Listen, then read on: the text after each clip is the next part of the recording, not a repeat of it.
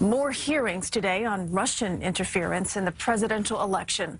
Former Homeland Security Secretary Jeh Johnson called Vladimir Putin's efforts unprecedented, but they did not change any votes. CBS 2's Andrea Grymes live now in our newsroom with that story. Andrea?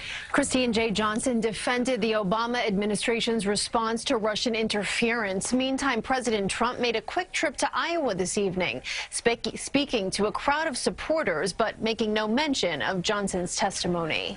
It is great to be back in the incredible, beautiful, great state of Iowa.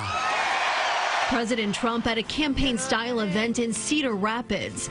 The 2016 campaign front and center just hours earlier back on Capitol Hill.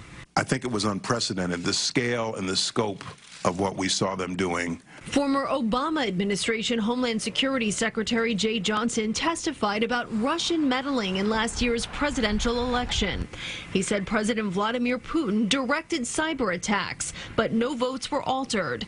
Johnson defended waiting months to inform the American people. There was an ongoing election, and many would criticize us for perhaps taking sides in the election, so that had to be carefully considered. One of the candidates, as you recall, was predicting that the election was going to be rigged in some way. Long Island Congressman Peter King pressed him on the Russian hack into the Democratic National Committee. I was anxious to know whether or not our folks were in there, and the response I got was FBI had spoken to them.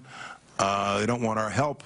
They have CrowdStrike, the cybersecurity firm. Johnson testified he was not pleased the DNC would not let them help. This is a impartial governmental entity, FBI, DHS, and they didn't accept it. I just find it very hard to comprehend. Meantime, in a separate hearing, senators pressed Homeland Security officials to give more information on the states the Russians targeted. Prefer not to go into those details in this forum, sir.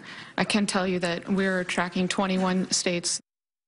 As for the DNC hack, its spokesperson disputes Johnson's claim. She says Homeland Security first contacted the DNC months after the news of the hack became public and after they already started working with the FBI.